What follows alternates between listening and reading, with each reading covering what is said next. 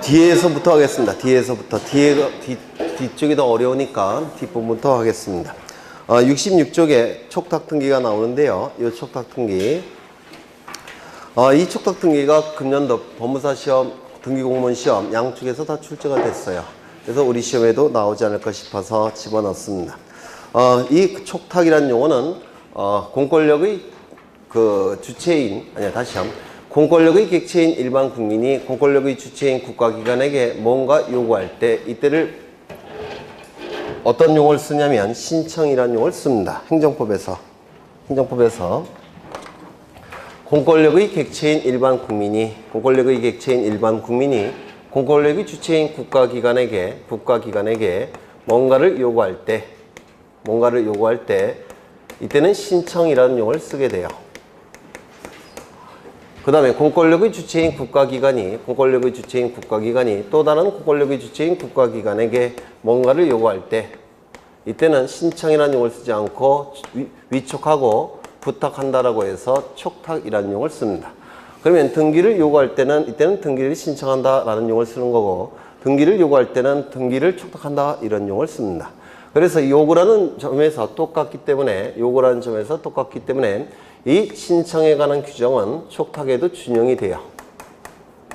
그러겠죠. 신청에 관한 등기법의 규정은 등기를 요구한다는 점에서는 똑같기 때문에 촉탁에도 준용될 수밖에 없습니다. 다만 관공서가 등기를 촉탁할 때는 이때는 등기의 진정성이 확보가 됐다라고 얘기합니다. 등기의 진정성이 이미 확보가 됐기 때문에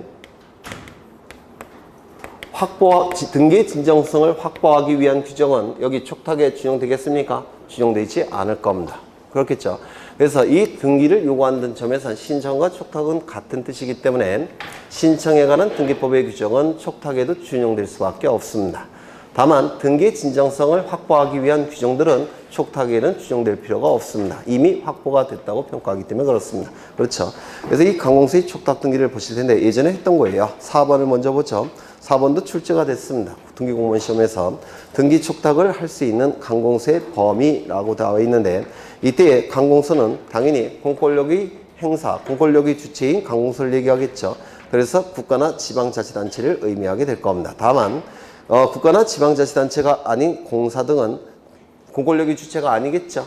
따라서 촉탁에 관한 규정을 적용할 수가 없을 겁니다. 다만 등기 촉탁에 관한 특별한 규정이 있는 경우에 한해서 이때는 촉탁이라는 용어를 사용할 수가 있을 겁니다. 1번도 출제가 법무사 시험에 됐는데요. 관공서가 등기 명의인 등을 가름하여 촉탁할 수 있는 등기. 이걸 좀 보겠습니다. 했던 거예요. 이전에. 여기 A는 이러한 부동산을 소유합니다. 그런데 이 A가 사망을 했더라는 겁니다. 사망한 자를 피상속인이라고 부를 겁니다. 그러면 피상속인이 가지고 있던 모든 재산적 권리와 의무는 상속인에게 포괄해서 승계가 되겠죠. 이를 상속이라고 부를 겁니다. 그러면 이 갑은 이제 이 A가 사망한 시점에 갑은 소유권을 취득하겠죠. 그런데 이 갑이 세금을 납부하지 않더라는 겁니다. 누구에게? 세무서에게. 세금을 납부하지 않게 되면 세무서는 어떻게 할까요? 계속 독촉을 할 겁니다. 납부하라고. 계속 독촉하겠죠. 근데 독촉을 해도 납부하지 않으면 요 세무서는 갑의 재산을 통해서 강제로 세금을 징수할 겁니다. 맞습니까? 그러면 갑의 재산을 통해서 강제로 징수하는 절차를 뭐라고 부르냐면 일단 체납 처분을 해야 돼요. 이 체납 처분이라는 의미는 세금 납세자가 세금 납부를 지체하고 있기 때문에 이제 강제 징수 절차에 들어가겠다는 처분입니다. 이를 체납 처분이라고 불러요. 체납 처분이 이루어지게 되면 이제 조만간 강제 징수할 텐데 강제 징수할 때 요 갑이 요 부동산을 다른 자에게 팔아버리는 경우가 있겠죠. 그렇죠. 다른 자에게 팔아버릴 수도 있을 겁니다. 이걸 막기 위해서 요 세무서는 체납 처분을 한 다음에 압류 등기를 해야 됩니다. 이 압류 등기를 등기소에 촉탁하게 됩니다. 등기소에 압류 등기를 촉탁할 때 촉탁 정보를 제출하겠죠. 촉탁 정보가 제출이 될 겁니다. 촉탁서라는 뜻이에요. 촉탁서. 촉탁서가 등기소에 제출이 될 텐데 문제는 등기부에는 이 부동산에 대한 소유권자가 누구로 되어 있겠습니까? 등기부에는 아직 상속 등기를 하지 않은 상태예요. 상속 등기를 하지 않은 상태라고 한다면 소유자가 누구로 되어 있겠습니까? A로 되어 있을 겁니다. 그런데 이 촉탁 정보는 갑의 부동산에 대해서 압류 등기 촉탁하는 거죠. 그러면 여기 촉탁 정보에는 소유자가 누구로 되어 있겠습니까? 네? 갑으로 되어 있을 겁니다. 이거 이해가 되실까요? 그러면 촉탁 정보의 내용과 등기부의 내용이 일치하지 않게 되면 우리 부동산 등기법 제29조 제6호에 의해서 일치하지 아니할 때는 각하가 됩니다. 이 등기소에서는 압류 등기를 해주지 않아요. 그러면 이 세무서에서는 어떻게 해야 되겠습니까? 이걸 일치시켜야 되겠죠. 갑의 이름으로 등기를 일치시켜야 될 겁니다. 이렇게. 이 등기가 뭐냐면 상속 등기예요. 그럼 이 상속 등기를 이 갑이 신청할까요? 안 할까요? 안 하겠죠. 따라서 이 갑이 신청을 안 할 거니까 이 상속 등기를 누가 한다는 겁니까? 세무서가 압류 등기를 촉탁할 때 이 상속 등기도 촉탁을 하더라는 겁니다. 이거 이해가 되실까요? 그렇죠. 그래서 거기 1번에 나와 있는 내용이 뭐냐면 촉탁 정보의 내용과 등기부의 내용이 일치하지 않는 경우, 일치하지 않는 경우는 일치시켜야지만 이게 압류 등기 실행될 수 있겠죠. 그 일치시키는 등기를 같이 촉탁을 해야 되더라는 겁니다. 요 1번이 읽어보시면 강공서가 체납 처분으로 인한 압류 등기를 촉탁하는 경우에는 등기 명의인 상속인 그 밖의 포괄 승계인을 가름하여 부동산의 표시, 등기 명의인 표시 변경, 경정, 상속 그 밖의 권리 이전 등기를 압류 등기와 함께 촉탁할 수 있다는 겁니다. 여기에 나와 있는 내용은 촉탁 정보의 내용과 등기 기록의 내용을 일치시키는 등기도 같이 촉탁할 수가 있다는 겁니다. 이거 이해가 되실까요? 네, 요게 출제가 되고 있으니까 기억해 두셔야 됩니다. 그 다음에 거기 2번을 보시면 강공서가 세무서를 얘기하겠죠. 공매 처분을 한 경우 등기 권리제의 청구를 받으면 밑줄 치죠. 등기 권리제의 청구를 받으면 밑줄 치시고 지체 없이 밑줄 치십니다. 다음에 등기를 등기소에 촉탁해야 된다라고 되어 있는데 이걸 좀 더 진행을 하겠습니다. 압류 등기가 실행이 됐으면 이제 이 세무서에서는 공매 처분을 하게 됩니다. 그래서 공매 절차가 진행이 돼요. 공매 절차가 진행이 돼서 여기 매수인이 취득했습니다. 이 A를 매수인이라고 부르는데 경락인을 의미해요. 매수인.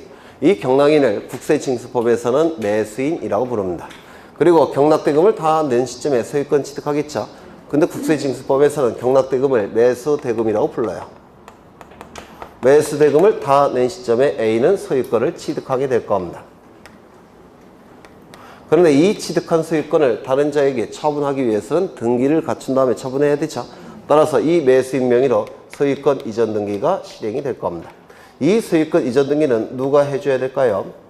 공매 절차의 한 파트이기 때문에, 한 부분이기 때문에 세무서가 촉탁하는 등기입니다. 그렇죠. 그 다음에 이때 이 부동산에 대해서 A가 저당권 B로 해야 되겠죠. B가 저당권 등기를 갖추고 있다고 한다면 이 A는 저당권에 의해서 부담을 갖는 소유권을 취득합니까? 아니면 이거 지워준 다음에 소유권을 취득해야 하는 겁니까? 지워줘야 되죠. 왜요? 매수대금으로부터 피담보 채권을 배당을 받아갑니다. 배당을 받아가기 때문에 이 저당권은 소멸하게 돼요. 매수대금으로부터 순위에 맞춰서 배당을 받아가는 겁니다. 그러면 이 저당권 소멸하니까 이 등기 어떻게 해야 되겠습니까? 말소시켜야 될 겁니다. 이 등기는 누가 말소 등기를 할까요? 세무서가 촉탁하는 겁니다. 이것도. 그 다음에 이 압류 등기는 더 이상 필요합니까? 필요 없습니까? 필요 없겠죠. 이 압류 등기의 말소 등기도 이루어져야 됩니다. 이것도 세무서가 촉탁합니다. 이 세 개의 등기는 공매 절차에서 나타나는 등기들이에요. 공매 절차에서 나타나는 등기니까 공매 절차를 주관하고 있는 세무서가 촉탁하는 겁니다.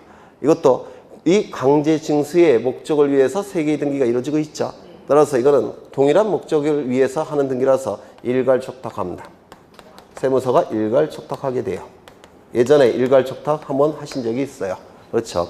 그러면 지문을 보십니다. 공매 처분으로 인한 등기의 촉탁이라고 나와 있는데 1번 공매 처분으로 인한 권리 이전의 등기 이거겠죠. 공매 처분으로 인한 권리 이전의 등기 세무서가 촉탁하는 겁니다. 두 번째 공매 처분으로 인하여 소멸한 권리 등기의 말소. 공매 처분으로 요 매수 대금으로부터 피담보 채권 배당을 받아가죠. 따라서 이 권리 소멸합니다. 따라서 말소 등기 촉탁이 이루어지게 돼요. 세 번째, 체납 처분에 관한 압류 등기, 말소 등기. 이거겠죠. 압류 등기, 말소 등기. 이것도 더 이상 필요 없죠. 이것도 세무서가 촉탁합니다. 요 세 개의 등기는 공매 절차에서 나타나는 등기니까 공매 절차를 주관하는 세무서가 일괄적으로 촉탁하게 됩니다. 일괄 촉탁이 될 거예요. 그렇죠. 그 다음에 관공서의 촉탁에 따른 등기. 이게 법무사 시험에 나왔는데 국가 또는 지방자치단체가 등기 관리자인 경우, 이 관공서의 촉탁 등기는 등기의 진정성이 확보가 됐기 때문에 이 공동 신청이 아니라 단독 신청이 되게 됩니다. 등기의 진정성을 확보하기 위해서 등기의 진정성을 확보하기 위해서 등기가 이루어짐으로 인해서 권리를 상실하여 등기 불이익이 발생하는 등기 의무자를 등기 신청 절차에 참여시켜서 등기 관리자와 같이 신청하는 게 뭡니까? 공동 신청. 이 공동 신청에 관한 규정은 촉탁에는 준용되지 않습니다. 그래서 단독 촉탁이 원칙이에요. 관공서가 등기 관리자이건 등기 의무자이건 단독 촉탁입니다. 그러면 단독 촉탁일 때 무대뽀로 단독 촉탁하느냐? 그건 아니고요. 거기 보시면 관공서가 등기 관리자인 경우에는 이 관공서가 무대뽀로 단독 촉탁하는 건 아니고 등기 의무자의 승낙을 받아. 승낙이 있어야지만 단독 촉탁할 수 있다는 겁니다. 이걸 좀 기억하셔야 돼요. 승낙을 받아서 해당 등기를 지체 없이 등기소에 촉탁하는 겁니다. 두 번째, 국가나 지방자치단체가 즉 관공서가 등기 의무자인 경우 이때도 관공서가 등기를 촉탁하는 건데 이 등기 의무자인 관공서가 멋대로 촉탁하는 건 아니고 등기 관리자의 청구에 따라 등기 관리자의 청구 밑줄 치셔야 되죠. 그때 지체 없이 등기를 촉탁합니다. 그래서 동글뱅이 1번에서 등기 관리자 밑줄, 그 다음에 등기 의무자의 승낙 밑줄, 지체 없이 밑줄 다 돼 있네요. 그 다음에 2번도 마찬가지로 등기 의무자 밑줄, 등기 관리자의 청구 밑줄, 그 다음에 지체 없이 밑줄. 그걸 좀 기억해 두셔야 돼요. 이게 올해 출제가 됐고 그 다음에 중개사 시험에서도 작년에 출제가 됐었어요. 이게 또 나올 수도 있으니까. 그 다음에 오른쪽을 보시면 이제 등기의 진정성은 이미 확보가 됐다고 평가하기 때문에 신청에 관한 규정은 원칙적으로 적용되지 않는다고 했죠. 네. 그러면 오른쪽에 5번을 보시면 등기를 촉탁하는 방법은 두 가지가 있습니다. 방문 촉탁, 전자 촉탁. 이 방문 촉탁의 경우 직접 등기소에 출석해서 촉탁할 필요 없이 우편 촉탁이 가능한지 여부. 우편 촉탁도 가능합니다. 똑같은 국가기관이기 때문에 직접 가지 말고 우편으로도 촉탁할 수 있다라는 겁니다. 두 번째, 6번이죠. 이 관공서가 촉탁할 때는 단독 촉탁이 원칙이라고 했죠. 그렇죠. 등기의 진정성이 확보가 됐기 때문에 단독 촉탁이 원칙이라고 했습니다. 그런데 단독 촉탁하지 않고 상대방과 같이 등기소에 가서 공동으로 신청할 수 있는지, 자신의 특권적 지위를 포기하고 공동 신청하겠다는데 이를 막을 필요는 없겠죠. 그래서 공동 신청도 가능하다라고 얘기합니다. 그 다음에 7번을 보시면 등기필 정보를 등기소에 제공해야 되느냐. 관공서가 등기를 촉탁할 때는 등기필 정보가 필요가 없습니다. 등기의 진정성이 확보가 됐으니까 따라서 등기필 정보도 등기소에 제공할 필요가 없습니다. 관공서 등기 관리자이건 등기 의무자이건 등기필 정보를 등기소에 제공하지 않습니다. 왜? 등기 진정성이 이미 확보가 됐다고 평가하기 때문에 그렇습니다. 또한 셋째 줄 보시면 관공서가 촉탁하지 않고 법무사 또는 변호사에게 위임해서 등기를 신청하는 경우 이때도 등기필 정보는 제공할 필요가 없습니다. 등기 진정성이 이미 확보가 됐다고 평가하기 때문에 그렇습니다. 그 다음에 8번을 보시면 등기가 이루어질 때는 여기 이러한 부동산이 있고 소유자가 갑입니다. 갑이 을에게 저당권을 설정합니다. 그러면 이 을은 피담보 채권이 있을 테고 저당권 등기를 하고 저당권을 취득하겠죠. 저당권 등기는 이렇게 할 겁니다. 1번 저당권 설정, 그 다음에 을, 그리고 뭐도 기록한다고 했습니까? 주민번호도 기록하죠. 그리고 주소도 기록하죠. 따라서 이 등기관리자 을은 주민번호를 증명하는 정보, 그 다음에 주소를 증명하는 정보를 등기신청 시 첨부해야 됩니다. 왜냐하면 여기에 주민번호와 주소를 정확하게 기록해야 되기 때문에 이 등기관리자는 여기에 기록되는 등기관리자는 주소 증명정보, 주민등록증명정보를 반드시 첨부해야 돼요. 누구만 첨부한다고요? 등기관리자만. 등기의무자는 여기에 기록이 됩니까? 안 됩니까? 안 되고 있죠. 따라서 등기관리자만 첨부합니다. 등기 명인이 되는 등기관리자만 주소 증명정보와 주민등록 증명정보를 첨부합니다. 그런데 소유권 이전 등기는 달라져요.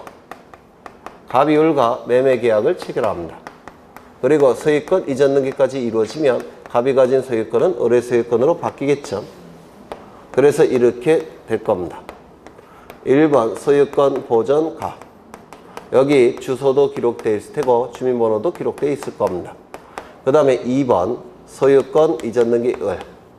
그 다음에 여기 주소 기록될 테고 주민번호가 기록이 될 겁니다. 이때 이 갑과 을이 등기를 신청할 때 등기명의 되는 자는 이걸 첨부한다고 했죠. 증명정보 첨부할 겁니다. 그 다음에 증명정보 첨부해야 돼요.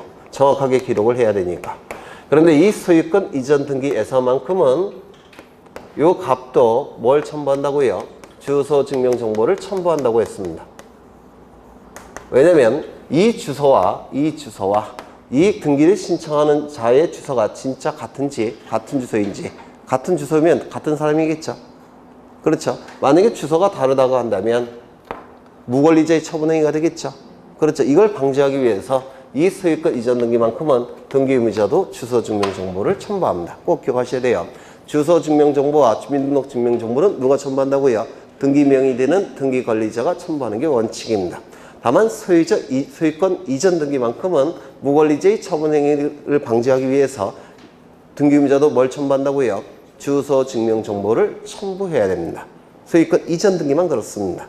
이것도 시험에 나오니까 기억해 두셔야 되겠죠. 그런데 관공서가 소유권 이전 등기를 촉탁할 때는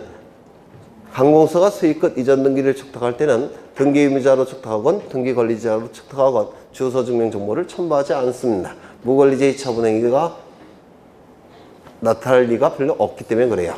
등기 진정성이 확보가 됐기 때문에 소유권 이전 등기를 신청할지라도 관공서는 주소 증명정보를 제공할 필요가 없다라고 얘기합니다. 이것도 기억해 두셔야 되겠죠. 그 다음에 9번이 제일 중요한데 9번이 했던 거예요. 이거는 대장이고요. 그 다음에 이건 등기부입니다.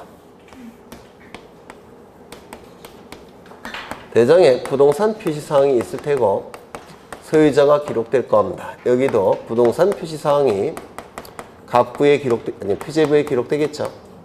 그리고 갑구에 소유자에 관한 내용이 기록되어 있을 겁니다. 이 두 개의 내용은 일치해야 돼요. 그래서 이게 일치돼야 됩니다. 일치하지 않게 되면 우리 부동산등기법 제29조 제11호에 의해서 각하가 될 겁니다. 이게 일치되지 않으면.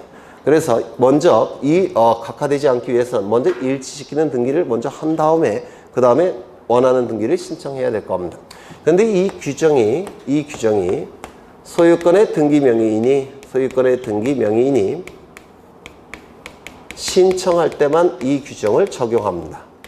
관공서가 등기를 촉탁할 때는 이 규정을 적용하지 않습니다. 이때는 적용되고 이때는 적용되지 않다는 겁니다. 그래서 관공서가 등기를 촉탁할 때는 대장의 부동산 표시사항과 등기부의 부동산 표시사항이 일치하지 않더라도 등기가 수리됩니다. 이거 시험에 자주 나오니까 꼭 기억하셔야 돼요. 읽어보죠. 부동산 등기법 제29조 제11호는 등기 명의인이 등기 신청을 하는 경우에 적용되는 규정이므로 관공서가 등기를 촉탁하는 경우에는 등기 기록과 대장상의 부동산 표시가 일치하지 아니하더라도 그 등기 촉탁을 수리해야 되더라는 겁니다. 이거 꼭 기억해 두셔야 돼요. 그 다음에 다시 앞으로 가겠습니다. 65쪽에 첨부서면에 원본 환부의 청구 나와 있는데 이것도 오래 나올 것 같으니까 좀 기억해 두실 필요가 있어서 제가 집어넣은 건데 이거는 뭐 별로 설명할 게 별로 없는 것 같아요. 여러분이 꼭 읽어보셔야 돼요. 그리고 이제 각종 등기의 필요적 내용 정보 31번 나와 있죠. 그래서 필요적 정보, 필요적 기록사항들 첫 번째 소유권 보전 등기 신청 근거 조항을 반드시 보전 등기 신청할 때는 신청 근거 조항을 신청 정보에 기록을 해야 됩니다. 이 신청 근거 조항이 뭐냐면 우리 부동산 등기법 제65조에는 보전 등기를 신청할 수 있는 자가 규정되어 있습니다. 넷이 있죠. 1호에는 뭐가 있습니까? 대장에 최초의 소유자로 등록된 자, 그 상속인, 그 밖에 포괄 승계인은 보전 등기 신청할 수 있죠. 그게 65조 제1호에 규정되어 있습니다. 65조 제2호에는 뭐가 규정되어 있을까요? 확정 판결에 의해서 소유권을 증명하는 자도 보존등기 신청할 수 있죠. 그게 2호에 규정이 되어 있습니다. 3호는요. 수용에 의해서 소유권 취득을 증명하는 자 보존등기 신청할 수 있죠. 그게 3호에 규정되어 있고요. 4호에는 특별자치도지사, 시장, 군수, 자치구청장의 확인에 의해서 소유권 증명하는 자도 보존등기 신청할 수 있죠. 그게 4호에 규정되어 있습니다. 그러면 어느 것을 근거로 해서 보존등기 신청하는 것인지 그게 신청 근거 조항이에요. 이 신청 근거 조항은 등기 신청 정보에 반드시 기록이 돼야 됩니다. 그 다음에 이 보존등기 신청할 때 등기원인과 날짜는 기록합니까? 안 합니까? 여러 번 강조했죠. 기록하지 않는다고 했습니다. 그 다음에 거기 환매등기에 있어서 반드시 기록돼야 될 내용이 바로 매매대금, 매매비용인데 이게 뭐냐면 환매대금이에요.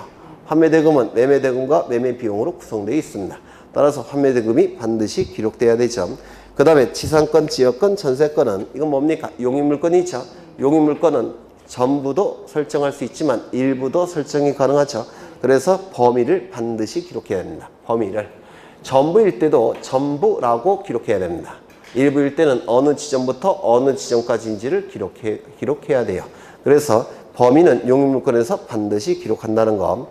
지상권은 목적이 정해져 있죠. 건물, 기타, 공작물 소유 목적인지 아니면 수목의 소유 목적인지 목적을 기록합니다.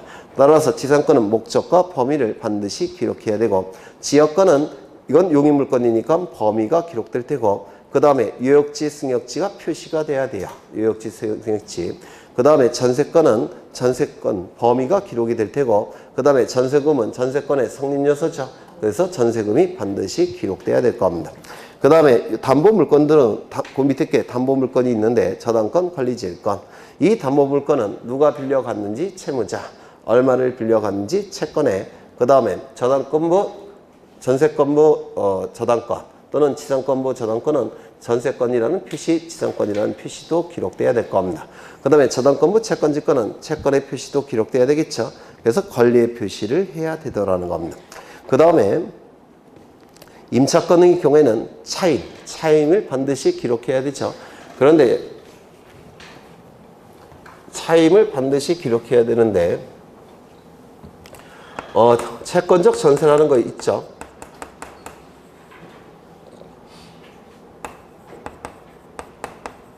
물권적 전세권이라는 것도 있죠. 여러분이 민법에서 공부하시는 전세권은 뭡니까? 이거예요. 이거. 그러면 채권적 전세권과 물권적 전세권은 어떠한 차이점이 있죠? 이거는 등기를 갖추는 것이고 이거는 등기를 갖추지 않는 거라고 했죠. 효력도 차이가 납니다. 이거는 용익 물권성이 주죠. 그렇죠. 그런데 전세금이 반환되지 않으면 경매 절차로 넘길 수가 있어요. 그래서 이건 담보 물권성도 있습니다. 그런데 이거는 용익적 권리예요. 담보적 특성은 아예 없습니다. 이렇게 차이가 나타나게 돼요. 그래서 등기가 있느냐 없느냐에 따라서 요거가 달라요. 채권적 전세, 물권적 전세. 등기가 되어 있느냐에 따라서 이거 등기가 되어 있으면 용익물권성이 주지만 담보물권성도 있습니다. 하지만 이 채권적 전세는 용익적 성질만 있어요. 용익적 성질만. 담보적 성질이 있습니까 없습니까? 없다라고 얘기합니다. 그래서 돌려받지 못해도 경매 절차로 넘길 수가 없어요. 이게 그렇죠. 그러면 우리가 아파트 전세 사는 게 바로 이건데 이 채권적 전세는 법적 성질이 임대차입니다. 그래서 임차권 등기하는 겁니다. 이건 나중에 임차권 등기하는 거고 그 다음에 이거는 둘로 나눠지죠. 온전세 그 다음에 반전세 이렇게 둘로 나눠질 겁니다. 온전세는 뭡니까? 네, 전세금만 있는 거죠. 10억. 반전세는 10억 플러스 월세 100만 원. 이렇게 될 겁니다. 그러면 이게 차임인데요. 반전세의 경우에는 차임이 있으니까 이거 등기해야 되겠죠. 임차권 등기할 때. 맞습니까? 이게 필요적 기록성 아닙니까? 그런데 여기는 차임이 있습니까? 없습니까? 없죠. 이때는 뭘 등기한다고 했습니까? 요거. 보증금을 등기하는 겁니다. 그렇죠? 그래서 차임이 있을 때는 차임을 등기하는 것이고 그 다음에 차임이 없을 때는 보증금을 등기하는 겁니다. 이것 좀 기억해 두시죠. 임차권 등기예요. 임대차. 전세권 등기하는 게 아닙니다. 네. 그래서 차임 이것도 출제가 되니까 차임이 있을 때는 차임을 등기하는 것이고 차임이 없을 때는 보증금을 등기해야 되더라는 겁니다. 그 다음에 이 임차권은 채권이죠. 따라서 임대인이 처분 권한 처분 능력이 없어도 상관이 없습니다. 이건 물건이 아니니까. 그렇죠. 따라서 처분 권한 처분 능력이 엄자가 임대인이라고 한다면 그 문구를 기록해야 됩니다. 처분 권한 처분 능력이 없다는 취지도 기록해야 됩니다. 그 다음에 임의적 기록사항 나와 있는데 임의적 기록사항 이건 여러 번 했죠. 임의적 기록사항 첫 번째 약정이라는 문구가 있다든지 특약이라는 문구가 있다든지 합의라는 문구가 있다든지 계약이라는 문구가 있다면 이는 임의적 기록사항이라고 했죠. 그런데 이러한 약정, 특약, 합의, 계약이 등기가 되기 위해서는 반드시 등기법에 뭐가 필요하다고 했습니까? 근거 규정이 있어야 된다고 했죠. 근거 규정이 있을 때 등기가 가능할 텐데 이때의 등기는 언제나 무슨 등기한다고 했습니까? 부기 등기. 언제나 부기 등기한다고 했습니다. 그래서 이 약정 등기는 언제나 부기 등기예요. 두 번째, 기간의 의미가 있는 것은 전부 다 임의적 기록상이라고 했죠. 그래서 시기, 종기, 변제기 뭐 이딴 건 전부 다 임의적 기록상입니다. 세 번째, 돈의 의미가 있는 것도 임의적 기록상이죠. 맞죠? 돈의 의미가 있는 건 임의적 기록상이에요. 그래서 원칙적으로 요거 보증금과 월세가 있을 때는 요건 임의적 기록상이에요. 요건 그렇죠. 그 다음에 이자, 지료 이런 건 전부 다 임의적 기록상이죠. 또는 손해배상금, 위약금 이런 것도 다 임의적 기록상입니다. 그런데 돈의 의미가 있지만 필요적 기록사항 몇 가지를 암기하셔야 된다고 했죠. 첫 번째, 전세권 등기에 있어서 전세금. 그렇죠. 두 번째, 뭐 있습니까? 임대차 등기에서 차임. 임차권 등기에서 차임. 차임이 없을 때는 보증금을 등기한다고 했죠. 그 다음에 세 번째, 판매 등기에 있어서 매매대금, 매매비용. 판매 등기에 있어서 매매대금, 매매비용. 이걸 반드시 등기 신청 정보에 기록을 해야 된다.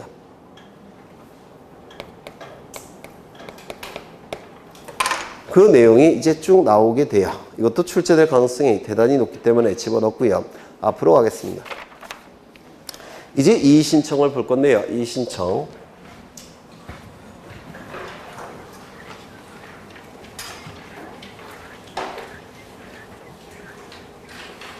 이 신청도 거의 매해 나와요. 갑은 등기와 관련해서 등기소에 뭔가를 등기와 관련해서 요구합니다. 등기와 관련해서 뭔가를 요구하더라는 겁니다. 그러면 이 요구에 대해서 등기소에서 답변을 해줘야 되겠죠. 처분이나 결정을 하게 될 겁니다. 이 결정은 등기와 직접적인 관련이 있는 걸 결정이라는 형식으로 나가고요. 등기와 간접적으로만 관련이 있는 것은 처분의 형식으로 나가게 됩니다. 예를 들어서 등기기록의 열람 또는 등기상 증명서 발급 그것에 대한 신청은 처분의 형식으로 나가는 것이고 또는 등기 실행 결정 또는 각하 결정 이런 것들은 결정의 형식으로 나가는 겁니다. 이게 좀 더 무거운 거예요. 그게 이 처분 결정이 신청인의 시각에서 봤을 때는 부당하다는 겁니다. 부당하기 때문에 이 등기소보다 한 단계 더 높은 국가기관인 지방법원에 갑은 이 처분 결정과 다른 의견을 요구할 수 있다는 겁니다. 이를 이의신청이라고 불러요. 이는 다를 이자, 의는 의견, 그걸 요구하는 거, 이를 이의신청이라고 얘기합니다. 이 이의신청을 하기 위해서는 반드시 이의신청할 만한 이익이 있어야 됩니다. 예를 들어서 상속 등기가 잘못됐다고 해서 상속인의 친구가 이의신청할 수 있겠습니까? 없어요. 그렇죠. 예를 들어서 저당권 이전 등기가 신청이 되는데 거기에 대해서 설정자가 이의신청할 수 있겠습니까? 없어요. 왜냐하면 저당권은 물건이라서 양도가 자유로운 겁니다. 따라서 설정자가 이의신청할 수가 없습니다. 그렇죠. 또한 등기상 이해관계인의 승낙서가 첨부되지 않아서 등기상 이해관계인의 승낙서를 첨부해서 말소 등기하는 거죠. 등기상 이해관계인이 있을 때는. 맞습니까? 그러면 등기상 이해관계인의 승낙서가 첨부되지 않았다고 해서 말소 등기 의무자가 이의신청할 수 있겠습니까? 없습니다. 그건 등기상 이해관계인만 이의신청하는 거예요. 그래서 이의신청할 만한 이익이 있는 자만 이의신청할 수 있다라고 얘기합니다. 채권자가 대위 신청을 통해서 등기가 실행이 됐는데 채무자가 말소 등기합니다. 그러면 채권자는 이의 신청할 수 있겠습니까? 채권자 대위 신청을 통해서 등기가 실행이 됐습니다. 그런데 채무자가 말소를 해버렸어요. 그럼 말소 등기에 대해서 채권자 이의 신청할 수 있을까요? 없을까요? 있습니다. 열받지 않겠어요? 채권자가 대위 신청을 통해서 채무자 명의로 등기를 해서 강제집행 들어가려고 합니다. 그런데 채무자가 후딱 말소를 해버렸습니다. 채권자 강제집행 못 들어가겠죠?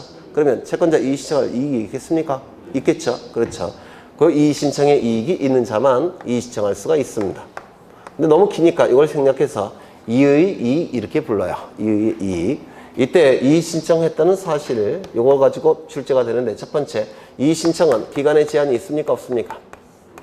기간의 제한을 둘 수가 없어요. 왜냐면 등기는 한두 푼짜리가 아니기 때문에 기간의 제한을 둘 수가 없습니다. 따라서 이의 신청에 이익만 있다면 언제든지 이의 신청할 수가 있는 겁니다. 두 번째, 이의 신청했다는 사실을 가지고 이 처분 결정의 집행을 정지시킬 수 있겠습니까? 없다라고 부릅니다. 왜냐하면 이 처분 결정의 집행을 정지시킬 수 있다고 한다면 얘는 부당할 때만 이의 신청하는데 해야 되는데 이걸 정지시키기 위해서 갑이 정당할 때도 이의 신청을 하게 돼요. 그때는 법관이 일이 너무 많아집니다. 따라서 이 이의 신청했다는 사실만 가지고 등기소의 처분 결정의 집행을 정지시킬 수는 없습니다. 이를 집행 정지효가 없다 이렇게 얘기합니다. 이의 신청했다는 사실만 가지고 이 처분 결정의 집행을 정지시킬 수는 없다는 겁니다. 이를 집행 부정지의 원칙 이렇게 얘기도 해요. 네. 그 다음에 이의 신청은 법원에 하는 건데 이의 신청서는 등기소에 제출합니다. 이것도 출제가 됐습니다. 이의 신청서는 등기소에 제출하는 겁니다. 그래서 이 등기소가 처분 결정을 번복할 기회를 주기 위해서 신청은 법원에 하는 거지만 신청서는 등기소에 제출합니다. 등기소에 제출이 되면 이 등기관은 판단하겠죠. 판단을 했는데 이 이의 신청한 취지가 이유가 있다라고 한다면 취지에 맞게끔 상당한 처분이나 결정을 다시 하게 됩니다. 즉 번복하더라는 겁니다. 이의 신청한 취지가 이유가 없다라고 판단을 하게 되면 3일 이내에 지방법원에 보냅니다. 송부하게 돼요. 3일을 암기하셔야 될 겁니다. 그러면 지방법원에 송부가 됐는데요. 지방법원에 송부가 됐는데 시간이 이렇게 흘러갈 때 여기는 이의 신청 시점입니다. 이 시점은 법원에서 판단하는 시점이에요. 그런데 이의 신청 시점과 법원이 판단하는 시점은 시간적 갭이 존재하죠. 맞습니까? 그런데 만약에 갑이 요 신청이 저당권 등기라고 한다면 요 시점에 저당권으로 등기되는 것과 요 시점에 갑의 이름으로 저당권 등기가 되는 것은 갑의 이해관계에 큰 차이가 발생하죠. 맞습니까? 요 시점에 을 명의로 등기가 되어 있다고 한다면 요 시점에 갑의 이름으로 등기가 되면 을보다 선순위, 요 시점에 갑의 이름으로 등기가 되면 을보다 후순위가 돼버리죠. 그래서 갑의 이해관계에 큰 차이가 나타납니다. 따라서 이의 신청이 있게 되면 요 법원에서는 등기소에 이의가 있다는 취지의 부기 등기를 명령하는 경우가 있습니다. 이 부기 등기 언제 하는 겁니까? 순위를 유지시키기 위해서 부기 등기하는 거죠. 그렇죠. 그래서 순위를 유지하기 위해서 부기 등기를 명령하는 경우가 있습니다. 또는 두 번째 가등기를 명령하는 경우도 있습니다. 이건 언제 합니까? 가등기는 순위를 보존시키기 위해서 하는 거죠. 그래서 이게 바로 명령에 의한 등기라고 얘기하는 겁니다. 등기가 개시되는 방법은 네 가지가 있죠. 신청, 촉탁, 직권, 명령. 그 명령에 의한 등기가 바로 이거예요. 그럼 이 시점을 기준으로 순위가 보존이 되는 겁니다. 이 등기에 의해서. 되셨을까요? 네. 그리고 심리가 진행이 될 겁니다. 심리가 진행이 돼서 이때 법원이 판단하게 되는데 판단을 해봤더니 이 신청의 취지가 이유가 있다라고 법원이 판단하게 되면 취지에 맞게끔 상당한 처분이나 결정을 명령 내립니다. 누구에게? 등기소에. 이 결정이 등기와 관련된 거라고 한다면 이것도 뭐가 되겠습니까? 명령에 의한 등기가 되는 겁니다. 그렇죠. 그 다음에 이유가 없다라고 판단하면 그때는 기각결정이라는 걸 하게 돼요. 이 기각결정은 거절한다는 결정이에요. 그러면 우리가 등기법 29조에 해당이 될 때는 각하결정한다고 했죠. 각하결정과 기각결정의 차이가 뭐냐면 기각결정도 거절이고 각하도 거절인데요. 심리가 진행이 되면 기각이라는 형식으로 나가는 겁니다. 그리고 심리가 진행되기 전에 형식적 요건만 심사해서 거절하는 경우는 각하라는 형식으로 나갑니다. 그런 차이가 있어요. 똑같이 거절이라는 건 똑같아요. 그러면 여기서 바로 명령에 의한 등기가 나오는 겁니다.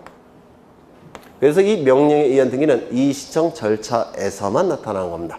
다른 데서 나타나지 않아요. 이의시청 절차에서만 명령에 의한 등기가 실행이 됩니다. 되셨죠? 네. 이때 이 부당성을 판단하는 시점이 중요한데 시간이 이렇게 흘러간다고 할 때 이 시점은 처분 결정 시입니다. 그 다음에 이 시점은 이의신청 시점이에요. 그러면 이 부당성 여부를 법원이 판단할 때 처분 결정 시를 기준으로 부당성 여부를 판단하느냐 아니면 이의신청 시점을 기준으로 부당성 여부를 판단하느냐 이게 문제가 되는데 이게 왜 문제가 되냐면 여기 시간적인 갭이 있기 때문에 이 중간에 새로운 증거나 새로운 자료가 나타나는 경우가 있습니다. 만약에 이 시점을 기준으로 부당성 여부를 판단한다면 이때는 새로운 증거나 자료가 나타나기 전이죠. 그럼 이거는 부당성 여부를 판단한 자료가 됩니까? 안 됩니까? 안 돼요. 그런데 이 시점을 기준으로 부당성 여부를 판단한다면 이거는 이때는 존재하죠. 따라서 이건 부당성 여부를 판단하는 자료가 될 수가 있습니다. 그러면 우리 판례는 대법원은 어디를 기준으로 결정하냐면 이걸 기준으로 해요. 처분 결정 시점을 기준으로 부당성 여부를 판단합니다. 그렇다면 그 이후에 나타난 새로운 증거나 새로운 자료는 부당성 여부를 판단하는 자료가 된다 안 된다? 안 된다 이렇게 얘기를 할 겁니다. 이것도 시험에 대단히 잘 나옵니다. 그렇죠. 그 다음에 이때의 부당은 두 가지 종류가 있는데요. 이 부당은 두 가지가 있는데 소극적 부당이라는 게 있습니다. 그리고 적극적 부당이라는 게 있습니다. 그럼 이 소극적 부당과 적극적 부당의 의미는 뭐냐면 등기관이 소극적으로 행동한 것이 부당할 때 소극적 부당이라고 얘기합니다. 결국은 무엇을 의미하느냐면 등기가 실행이 돼야 되는데 등기관이 등기를 실행해 주지 않고 소극적으로 각하를 했다는 겁니다. 이것이 부당할 때 이걸 소극적 부당이라고 불러요. 등기가 등기부에 실행이 돼야 됨에도 불구하고 등기관이 각하 결정한 겁니다. 그건 소극적으로 행동한 것이죠. 이걸 부당하다고 판단할 때 소극적 부당이라고 부릅니다. 적극적 부당은 등기관이 적극적으로 행동한 것이 부당할 때 적극적 부당이라고 불러요. 무슨 얘기냐면 등기가 각하됐어야 되는데 등기가 실행이 됐다는 겁니다. 이것이 부당할 때 적극적 부당이라고 부릅니다. 이렇게 두 가지가 나오는데요. 이것도 시험에 잘 나오는데 이 소극적 부당의 경우에는 등기부에 어떤 내용의 변화가 있습니까? 없습니까? 없죠. 없죠. 그래서 부당하다고 판단한 신청인은 이의 신청할 수 있지만 등기부에 어떠한 내용도 새로 기록되지 않기 때문에 제3자에게 손해가 발생할 가능성이 아예 없습니다. 맞습니까? 따라서 제3자가 이의 신청할 수 있겠습니까? 없습니다. 제3자는 이의 신청할 건덕지가 없어요. 왜? 등기부에 어떠한 변화가 없으니까. 맞죠? 적극적 부당은 등기부에 뭔가가 실행이 됐죠. 그 실행된 등기를 통해서 제3자에게 손해가 발생할 가능성이 있습니까? 있죠. 따라서 이때는 부당하다고 추정한 신청인도 이의 신청할 수 있지만 제3자도 이의 신청할 수가 있습니다. 이게 또한 시험에 잘 나옵니다. 시험에 잘 나오고요. 이제 좀 어려운 거 하겠습니다. 요 적극적 부당은 좀 특이해요. 우리 부동산 등기법 제29조에는 각하 사유가 규정되어 있죠. 각하 사유에 해당이 될 때는 각하 결정이 나와야 됩니다. 맞습니까? 그렇죠. 그렇죠. 각하 사유는 뭐가 있죠? 제1호 뭡니까? 간할 위반. 제2호 뭐죠? 사건이 등기시청 사건이 등기할 것이 아닌 경우. 등기할 것이 아닌 경우. 제3호 뭔가 있겠죠? 그리고 제11호까지 있을 겁니다. 그러면 여기에 해당이 됐을 때 당연히 어떻게 해야 됩니까? 각하돼야 되죠. 그런데 각하되지 않고 등기가 실행이 됐다는 겁니다. 그러면 이 실행된 등기는 효력이 있느냐? 효력이 있습니까? 이거는 당연히 무효고, 그 다음에 직권으로 말소할 수 있고, 이의 신청을 통해서 말소시킬 수도 있죠. 여기에 해당이 된다면 각하돼야 되겠죠. 각하되지 않고 등기가 실행이 됐다는 겁니다. 이것도. 그러면 여기는 뭐가 됩니까? 당연 무효는 아니고, 직권으로 말소할 수도 없고, 이의 신청을 통해서 말소할 수도 없죠. 당연 무효가 아니란 얘기는 유효일 수도 있고 무효일 수도 있죠. 언제 유효입니까? 실체관계와 부합하는 등기라고 한다면 유효, 실체관계와 부합하지 않는 등기라고 한다면 무효가 될 겁니다. 맞습니까?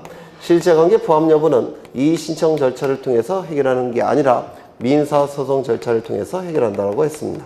이거 기억나시나요? 나시나요? 그러면 이게 등기가 각하돼야 되는데 각하되지 않고 등기가 실행이 됐는데 이거는 정당합니까? 부당한 겁니까? 부당한 거죠.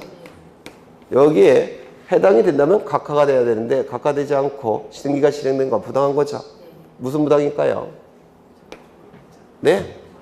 적극적 부당. 이 적극적 부당의 경우에는 1호 위반, 2호 위반만 이의신청이 가능합니다. 3호부터 11호까지는 이의신청이 불가능합니다. 이걸 설명하려고 한 거예요. 요거 좀 어렵죠? 네. 적극적 부당의 경우에는 즉 각하돼야 됨에도 불구하고 등기가 실행된 경우에는 그때는 이의신청할 수 있는 경우는 1호 위반, 2호 위반만 이의신청이 가능하고 3호부터 11호까지는 이의신청이 허용되지 않더라는 겁니다. 그렇죠. 그래서 62쪽을 보시면 이의신청 나와 있고요. 요건 나와 있고 그 다음에 결정 처분의 부당 나와 있죠. 소극적 부당의 경우에는 신청인은 이의신청할 수 있지만 제3자는 이의신청할 수 없는 것이고 적극적 부당의 경우에는 신청인도 이의신청할 수가 있고 제3자도 이의신청할 수 있다고 되어 있죠. 그리고 적극적 부당의 경우에는 1호 위반, 2호 위반의 경우만 이의신청이 가능하고 3호부터 11호까지는 이의신청이 허용되지 않더라는 겁니다. 이거 이해가 되실까요? 네. 이게 좀 어려워요. 어려우니까 좀 기억해 주시고 그 다음에 오른쪽을 보시면 3번에 이의신청인이 등기상 직접 이해관계를 가진 자일 것. 이게 뭐냐면 이의신청에 이익이 있는 자라는 뜻입니다. 이것도 출제될 가능성이 있으니까 좀 기억해 두시죠. 1번 보죠. 채권자가 채무자를 대위하여 격려한 등기가 채무자의 신청에 말소한 경우 채권자는 이의신청할 수 있다 없다? 있다. 그렇죠. 2번 상속인이 아닌 자가 상속등기가 위법하다고 해서 이의신청할 수 있습니까? 네? 친구가 상속등기를 했어요. 친구가. 그럼 전 배 아프죠? 그래서 이의신청할 수 있겠습니까? 없겠죠? 네. 3번 저당권 설정자는 양수인과 양도인 사이에 저당권 이전의 부기등기에 대해서 이의신청할 수 없다. 왜요? 저당권은 원칙적으로 물건이라서 양도가 자연스러운 겁니다. 당연한 거예요. 그래서 이 설정자는 이의신청할 수가 없을 겁니다. 그 다음에 거기 4번도 나오죠. 4번 이해관계에 있는 제3자의 승낙서 등 사면이 첨부되어 있지 아니하였다는 사유는 제3자의 이해에 관련된 것이므로 말소 등기 의무자는 이의신청할 수 있는 이해관계인이 된다 안 된다? 안 된다. 그렇죠. 누구만 이의신청할 수 있다고요? 제3자만. 등기상 이해관계인만. 그렇죠. 등기상 이해관계인의 승낙서가 첨부되지 않았을 때는 그 등기상 이해관계인만 이의신청하는 것이고 말소 등기 의무자는 이의신청할 이익이 없다라고 얘기합니다. 네. 절차 다 보셨고요. 넘기겠습니다.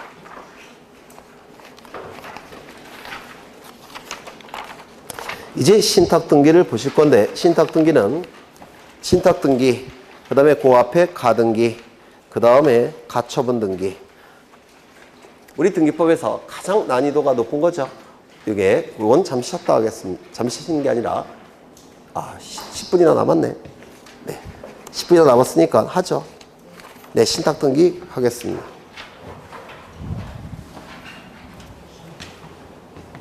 신탁등기는 우리 시험에서 우리 등기법에서 가장 난이도가 높은 겁니다.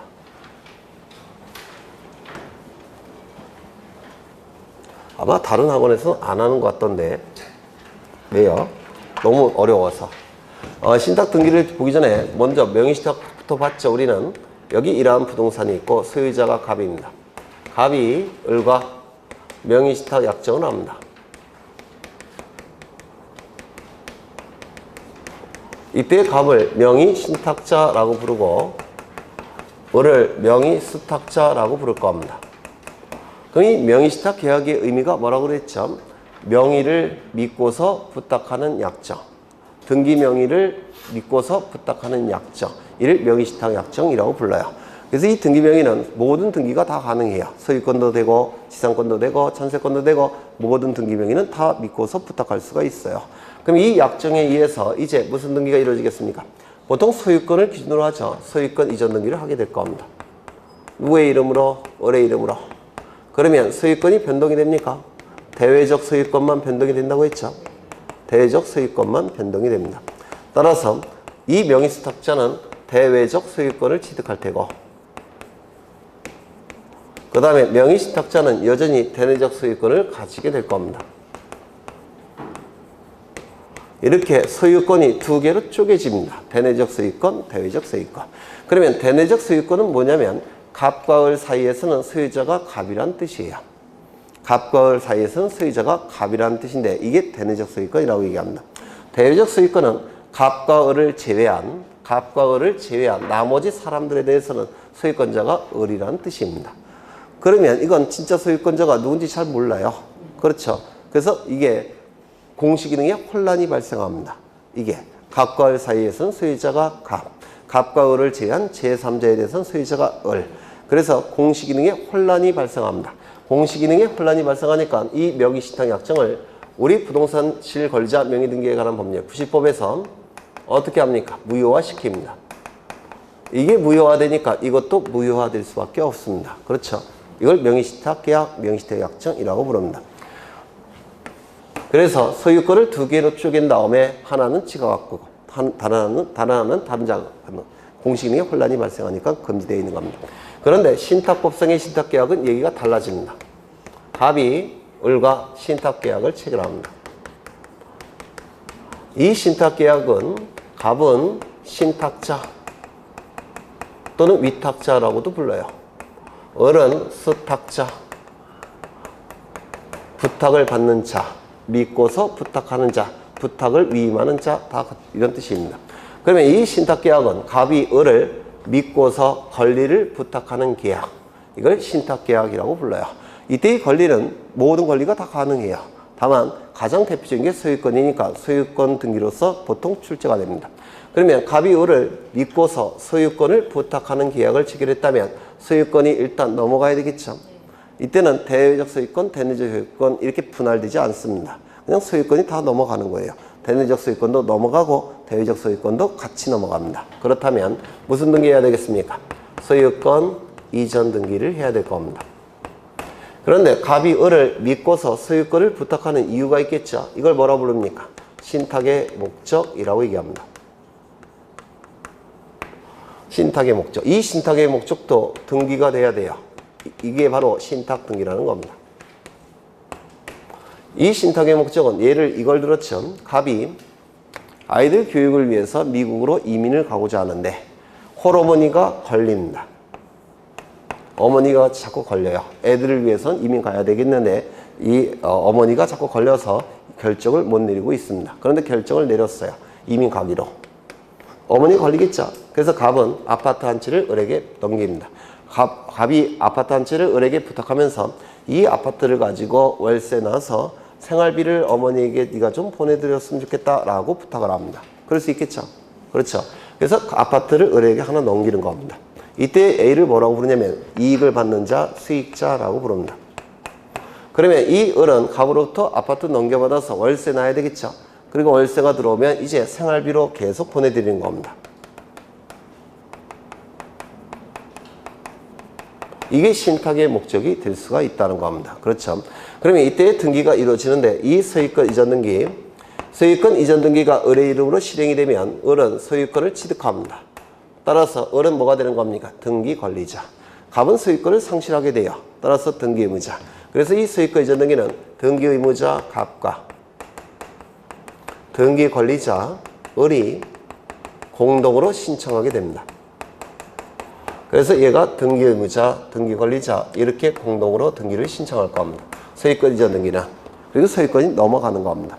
그 다음에 이 신탁 등기는 우리 등기법에서 수탁자가 단독 신청한다라고 명시되어 있습니다. 물론 예외적으로 직권에 의한 경우도 있고 또는 촉탁에 의한 경우도 있어요. 그건 안 나옵니다. 시험에. 우리 시험에 나오는 건 수탁자 단독 신청. 그러면 신탁 등기가 수탁자의 단독 신청에 의해서 이루어진다면 말소도 어떻게 되면 원칙입니까? 수탁자의 단독 신청. 그 다음에 말소 회복도요. 수탁자의 단독 신청. 변경이나 경정 등기도 수탁자의 단독 신청이 원칙입니다. 그거 이해가 되실까요? 이때 이 수탁자의 단독 신청을 통해서 등기가 신청이 됩니다. 이렇게 신청이 돼요. 이때 요 소유권 이전 등기와 요 신탁 등기는 한 건의 신청 정보로 신청합니다. 그렇다면 이 두 개의 등기가 이루어지는데 주된 등기가 어느 걸까요? 이겁니다. 소유권보다 중요한 등기는 없어요. 주된 등기, 종된 등기. 그래서 소유권 이전 등기 신청 정보에 신탁 등기는 꼽살이 끼는 거예요. 여기 한 건의 신청 정보를 신청하니까 이때 한 건의 신청 정보를 신청이 되기 때문에 이는 동시 신청이 될 수밖에 없겠죠. 동시 신청이 될 겁니다. 또한 한 건의 신청 정보로 신청이 되기 때문에 순위 번호가 동일해요. 예전에 이 시점은 매매 계약이 체결되는 시점이고 환매 특약이 체결되는 시점이고 매매로 인한 소유권 이전 등기 신청과 요 환매 등기 신청은 동시에 신청한다고 했는데 기억나십니까? 이건 동시에 신청을 해요. 동시에 신청이 되니까 이 두 개의 등기도 접수번호가 동일하겠죠. 접수번호가 동일하니까 순위도 어떻겠습니까? 순위도 동일하다고 했죠. 그런데 이때 신청 정보는 별개로 작성한다고 했죠. 신청 정보는 별개로 작성이 되니까 순위 번호를 따로따로 기록해야 됩니다. 이때는. 그런데 여기 순위가 동일한데 순위 번호가 따로따로 기록이 돼야 되니까 어떤 방식을 쓴다고 했습니까? 하나는 주등기, 하나는 부기등기. 기억나십니까? 그래서 이게 뭐가 되는 겁니까? 주등기. 이거는 부기등기. 신청 정보가 별개로 작성되기 때문에 그렇습니다. 그런데 이 소유권 이전 등기와 신탁 등기는 한 건의 신청 정보로 신청이 되기 때문에 같은 순위 번호를 쓰게 돼요. 그래서 등기부에는 이렇게 기록이 될 겁니다.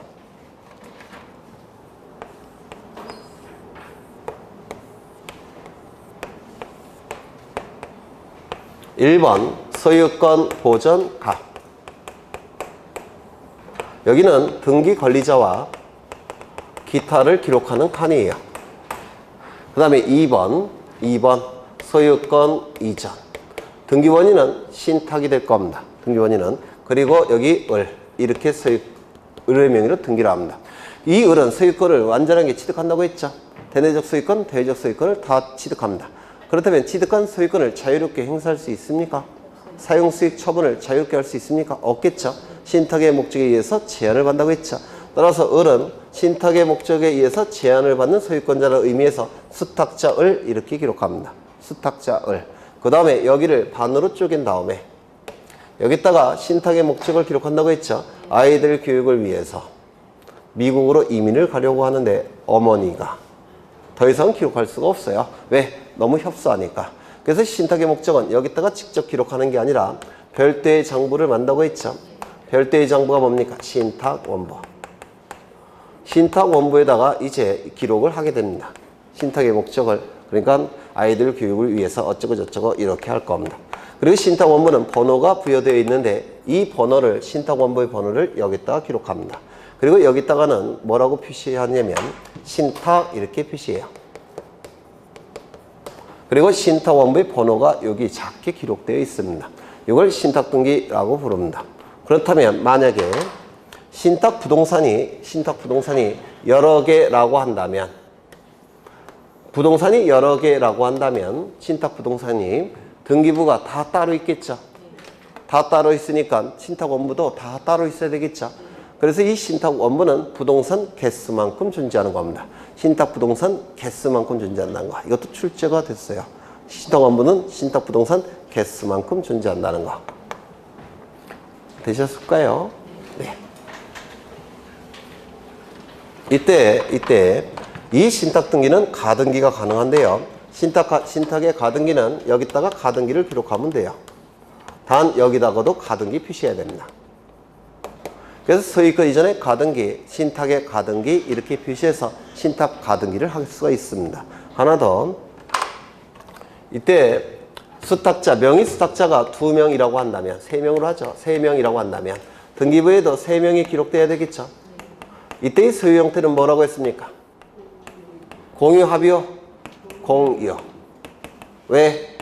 을 A, B 사이에서는 공동의 목적이 없기 때문에 그렇습니다. 여기에도 3명이 있을 수 있죠. 그럼 여기에다가도 을 A, B 이렇게 기록할 겁니다. 그러면 이건 소유 형태가 뭐라고 그랬죠? 합유. 그렇죠. 왜요? 공동의 목적이 을 A, B 사이에 존재하기 때문에 공동의 목적이 있을 때는 합유, 공동의 목적이 없을 때는 공유라고 얘기했습니다. 기억나실까요? 아시죠? 하나 더. 여기 갑에게는 신탁자인데요. 채권자가 있습니다. 병. 그러면 이 채무자가 채무를 이행하지 않게 되면 채권자가 강제 집행해야 되겠죠. 강제 집행하는 과정에서 가압류나 가처분 등기가 실행되는 경우가 있어요. 그러면 이 신탁자의 채권자는 법원에 가압류나 가처분을 신청할 수 있겠습니까? 네? 없어요. 왜요? 소유권이 이미 을에게 넘어갔으니까. 그렇죠. 따라서 신탁자의 채권자 이름으로 가압류나 가처분은 불가합니다. 그러면 수탁자의 채권자도 있겠죠. 이 채권자가 강제 집행하는 과정에서 가압류나 가처분을 신청할 수 있겠습니까? 있죠. 왜요? 소유권은 이미 을에게 넘어갔으니까. 따라서 이 수탁자의 채권자 이름으로 가압류나 가처분은 가능하다라고 얘기합니다. 이거 되셨을까요? 그렇죠. 그 다음에 이때 어머니가 돌아가셨습니다. 안타까운 일이지만 그래서 장례식 치렀고요. 이제 신탁계약 더 이상 필요가 없죠. 따라서 이건 해지를 할 겁니다. 그리고 을이 갑에게 물어봐요. 신탁 아파트 이거 어떻게 했으면 좋겠느냐. 그랬더니 갑이 을에게 네가 좀 팔아갖고 네가 돈으로 갖다 줬으면 좋겠다 이렇게 얘기합니다. 그러면 을은 수탁자는 병과 매매계약 체결하겠죠. 매매계약 체결할 겁니다. 물론 이건 해지가 됐을 테고 매매계약 체결하고 소유권 이전 등기까지 이루어지게 될 겁니다. 그러면 병은 소유권을 취득하게 될 거예요. 그러면 이 등기가 이루어짐으로 인해서 이익이 발생한 자는 누굽니까? 병 등기 관리자. 불이익이 발생한 자는 누굽니까? 을 등기 의무자. 그래서 소유권 이전 등기가 이렇게 신청되겠죠. 그리고 신탁 등기는 더 이상 필요합니까? 필요 없습니까? 필요 없죠. 말소를 해야 되겠죠. 누가 말소할까요? 이렇게 말소 신청하는 겁니다. 두 개의 등기는 한 건의 신청 정보로 신청합니다. 따라서 동시 신청이 될 수밖에 없습니다. 맞습니까? 그렇죠. 그러면 어떻게 할까요? 여기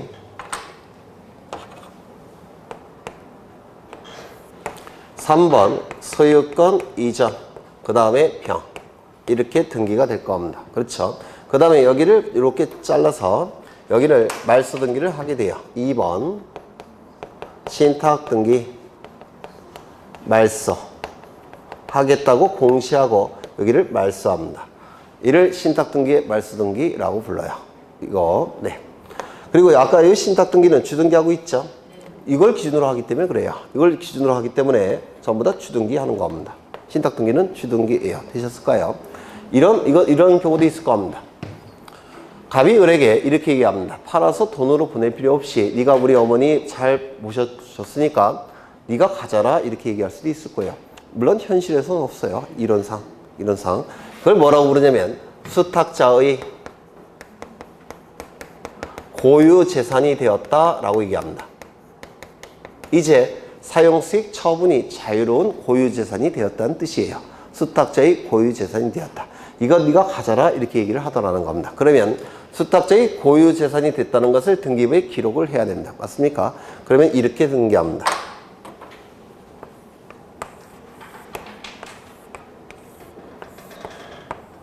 1번 소유권 보존 등기 가. 2번 소유권 이전 등기 을. 그리고 수탁자 이렇게 기록되겠죠. 그리고 여기 신탁 이렇게 표기되어 있을 겁니다. 그러면 수탁자의 고유 재산이 되었다는 것을 어떻게 표기하느냐면 여기다가 3번. 이건 전부 다 소유권이 기준이 되기 때문에 다 주등기예요. 그래서 수탁 2번. 수탁자의 고유 재산으로 된 뜻을 등기한다. 이렇게 표기합니다. 수탁자의 고유 재산으로 된 뜻의 등기 이렇게 표현해요. 이건 소유권과 관련된 거니까 당연히 주등기가 될 테고요. 그 다음에 여기 쪽에서 이제 이거 필요 없죠. 말소시켜야 됩니다. 2번 신탁 등기 말소 라고 하고 이걸 이렇게 지워줍니다. 이게 지워지면 이거 효력도 상실되는 겁니다. 이게 수탁자의 고유 재산으로 된 뜻의 등기라고 얘기합니다. 이런 경우도 있겠죠. 어떤 경우가 있냐면 을이 갑에게 이렇게 얘기합니다. 내가 관리하고 월세 놓는데 비용이 자꾸 들더라. 비용이 드니까 네가 좀 보내달라 이렇게 얘기합니다. 비용을. 그랬더니 갑이 을에게 이렇게 얘기합니다. 아이들 교육비가 너무 많이 들어와서 돈을 보내주기는 힘들고 네가 일부 지분을 처분해서 그 지분을 처분한 대금을 가지고 비용으로 써라 이렇게 얘기할 수도 있습니다. 있겠습니까? 있겠죠. 그래서 을이 병에게 3분의 1, 지분의 3분의 1을 이전시킵니다. 그러면 3분의 1 소유권 이전 등기가 이루어지겠죠. 그럼 얘는 뭐가 되는 겁니까? 등기 권리자. 얘는 뭐가 되는 거예요? 등기 의무자. 그리고 이렇게 공동으로 신청할 겁니다. 맞습니까? 그리고 이제 신탁 재산이 줄어들었죠. 신탁 재산이 줄어들었으니까 신탁 내용이 바뀌는 겁니다. 따라서 신탁의 변경 등기를 신청합니다. 신탁 변경 등기는 누가 신청할까요? 을이. 신탁 변경 등기. 그리고 이 두 개의 등기는 한 건의 신청 정보. 그렇죠? 네. 그럼 신탁 변경 등기는 이렇게 이루어집니다.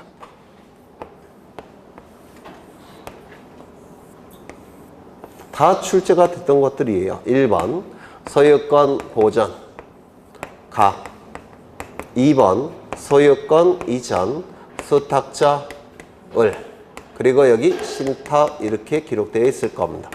그러면 3번 소유권 일부 이전. 그 다음에 일부 취득한 자가 누굽니까? 병이죠. 병. 이렇게 기록이 될 겁니다. 3분의 1 이렇게 기록되겠죠. 그 다음에 신탁 재산이 3분의 3에서 3분의 2로 줄었죠. 그래서 신탁 등기에 변경 등기를 합니다. 이렇게 합니다. 2번 신탁 등기 변경. 그리고 신탁 재산은 얼마로 줄어들었습니까? 3분의 2. 따라서 을은 3분의 2만을 가지고 있다. 이렇게 하게 됩니다. 이게 신탁 등기 변경 등기예요. 그렇죠? 그런 내용이 이제 거기 나오게 될 거예요. 보시면 60쪽을 보시죠. 60쪽. 60쪽을 보시면 신탁 등기 신청 절차 나와 있는데 1번 신탁 재산에 속하는 부동산 신탁 등기는 누가 신청한다고요? 수탁자가 단독 신청하는 겁니다. 맞습니까? 수탁자가 단독 신청하고요. 2번 수탁자가 타인에게 신탁 재산에 대하여 신탁을 설정하는 경우에는 해당 신탁 재산에 속하는 부동산의 신탁 등기는 새로운 수탁자가 단독으로 신청한다. 이걸 뭐라고 부르냐면 재신탁이라고 불러요. 재신탁. 여기 보시면 지금 을이 신탁자죠. 수탁자죠. 수탁자죠. 다시 한번 신탁을 하더라는 겁니다. 이를 재신탁이라고 불러요. 그러면 재신탁 약정이 이루어지게 되면 이렇게 소유권 이전 등기를 병에게 해야 되겠죠. 그리고 병은 수탁자죠. 새로운 수탁자죠. 그 수탁자가 뭐라는 겁니까? 신탁 등기를 단독 신청하는 거. 이거랑 똑같아요. 구조가. 재신탁이라고 불러요. 그러면 이 재신탁 약정에 의해서 소유권 이전 등기가 병의 이름으로 될 테고 그 다음에 신탁 등기도 이루어지겠죠. 이 소유권 이전 등기는 공동 신청. 그 다음에 이거는 수탁자의 단독 신청. 얘가 단독 신청. 두 개의 신청은 한 건의 신청 정보. 똑같습니다. 이게 이해가 되실까요? 그림을 다시 그릴까? 네.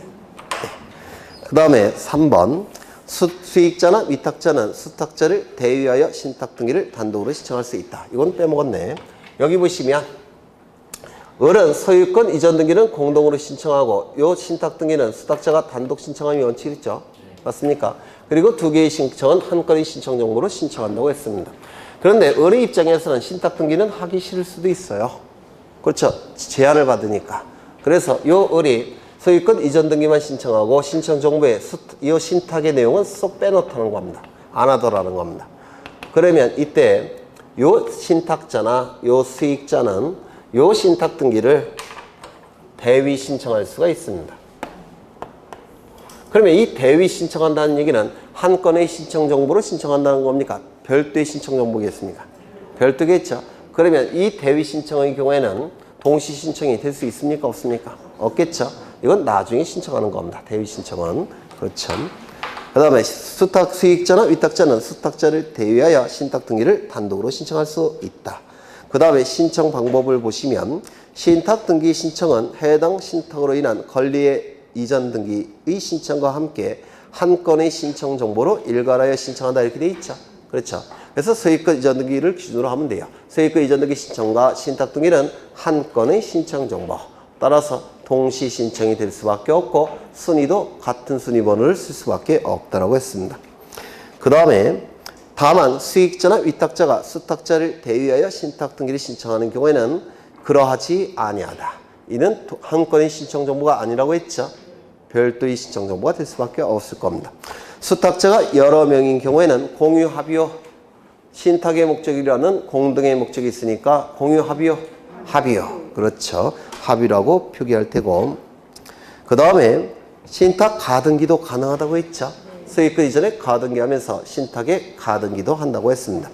그 다음에 신탁 등기의 실행, 거기 뭐 다 설명이 된 거고요. 거기 3번을 보시면 신탁 원부는 1년마다 그 번호를 새로 부여해야 된다. 이 새로 부여하지 않게 되면 번호가 너무 커져요. 너무 커지는 걸 막기 위해서 새롭게 부여할 겁니다. 그 다음에 신탁 등기의 말소 나와 있는데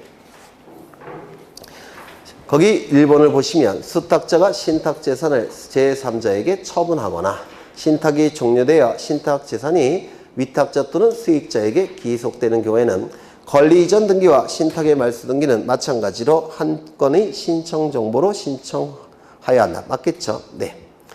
그 다음에 2번을 보시면 신탁 재산이 수탁자의 고유 재산이 되었을 때는 그 뜻의 등기는 무슨 등기 한다고요? 주등기. 왜요? 이것도 소유권과 관련된 등기라서 주등기 하는 겁니다. 그 다음에 3번 등기관이 권리 이전 말소 등기나 수탁자의 고유 재산으로 된 뜻의 등기와 함께 신탁 등기의 말소 등기를 할 때는 하나의 순위번호를 사용하고 왜요? 한 건의 신청 정보니까 종전의 신탁 등기는 말소 표시해야 된다. 그렇죠? 말소해야 된다고 했죠. 그 다음에 5번을 보시면 신탁 등기와 타 등기와의 관계 나와 있는데 1번 신탁의 목적에 반하는 등기 신청은 등기관이 등기 실행해 줄까요? 각하할까요? 각하하겠죠. 네. 그렇죠. 예를 들어서 신탁 등기가 된 상태에서 병이 정에게 처분한 소유권 이전 등기를 신청하게 되면 등기해 줄까요? 안 해줄까요? 안 해주죠. 네. 신탁의 목적에 반하는 것은 각하가 될 겁니다. 그 다음에 2번 처분 제한의 등기 설명이 됐어요. 수탁자의 채권자는 가압류 가처분 신청하게 되면 해줍니까? 안 해줍니까? 해준다고 했죠. 신탁자의 채권자는 가압류 가처분하면 해줍니까? 안 해준다고 했죠. 네, 그걸 얘기해요. 다 봤습니다. 가장 어려운 등기를 보신 거예요. 가장 어려운 거. 그 다음에 가등기를 보겠습니다. 가등기는 식사하시고 보죠.